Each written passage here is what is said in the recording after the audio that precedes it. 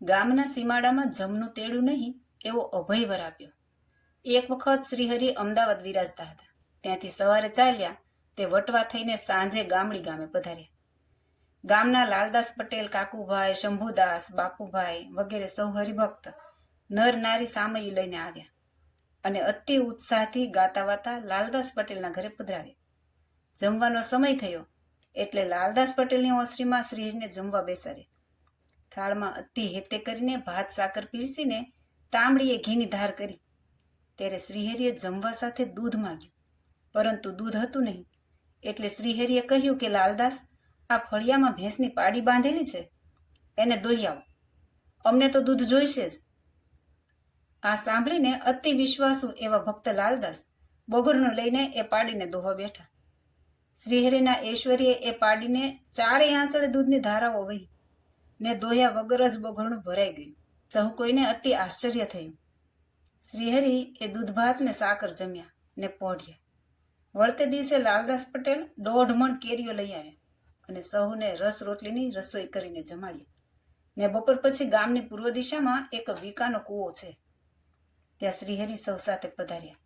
એ કૂવાનું પાણી કડવું હોય, તે કોઈ પશુ પક્ષી પાણી પી શકતા ન હતા. ગામના સૌ હરિભક્તોએ શ્રીહરિને પ્રાર્થના કરી અને શ્રીહરિએ તે કૂવામાં સ્નાન કરીને અમૃત સમાન મીઠું પાણી કરીને પરચો દીધો. સૌએ જેમ યમુનાના ધરાને કાલીનાગના વિષ મુક્ત કરીને વ્રજવાસીઓને સુખ પમાડ્યા, એમ આ વખતે પ્રભુએ અમ પર કૃપા કરી. એ પ્રસાદીનો કૂવો હજુ ગામડી ગામે દર્શન આપે છે. કૂવેથી સ્નાન કરીને પશ્ચિમમાં શિવજીનું મંદિર છે. તેની સામે લીંબ વૃક્ષની નીચે શ્રીહરિ સભા કરીને બિરાજ્યા. કૂવાનું જળ મીઠું થયું જાણી સૌ ગામજનો એ સભામાં આવીને બેઠા અને મનમાં સંકલ્પ કરતા હતા કે જો સ્વામિનારાયણ ભગવાન હોય તો જેમ કૂવાનું જળ મીઠું કર્યું એમ આ લીમડાના વૃક્ષને મીઠો કરે તો ભગવાન સાચા. શ્રીહરિએ અંતર્યામીપણે સંકલ્પ જાણીને એ લીમડાની જે નીચી નમેલી ડાળી હતી તેને તોડીને તેના પાન અને લીંબોળી સૌને વહેંચી આપ્યા. સૌ કોઈને કડવા લીમડાના પાન મીઠા લાગ્યા અને લીમડાની લીંબોળીઓ રાયણ જેવી મીઠી લાગી. આમ પ્રગટ પ્રમાણ જાણીને સૌ ગામજનોએ શ્રીહરિનો આશરો કર્યો અને વર્તમાન ધારણ કરીને સૌ સત્સંગી થયા. સૌ કોઈએ અતિ ઉત્સાહથી સ્વામિનારાયણ મહામંત્રની ધૂન બોલાવી. એ સમયે શ્રીહરિ સૌના ઉપર અતિ રાજી થયા અને વર માગવા કહ્યું. ભાવે રાજી કર્યા ભગવાન, જને માગ્યું એવું વરદાન. અમે છીએ તમારે શરણ, પણ આવે અમારું મરણ. ત્યારે ગામના સીમાડા માઈ, જમદૂત આવે નહીં આઈ. સતસંગી કે કુસંગી હોય, તેને જમનું તેડું ન હોય. વાલે વર આપ્યો એ હવાર, ગામડીના સીમાડા મોજાર. નહીં આવી શકે જમદૂત, એવો વર આપ્યો અદભુત. આમ મરણ સમયે ગામડી ગામના સીમાડામાં જમનું તેડું નહીં એવું અભય વરદાન આપીને સદગુરુ આનંદાનંદ સ્વામીને ખાસ ભલામણ કરી કે તમે આ ગામડી ગામે ખાસ સત્સંગ વિચરણ કરવા આવજો, એટલે ગામના સૌ હરિભક્તોને સત્સંગનો લાભ મળ્યા કરે.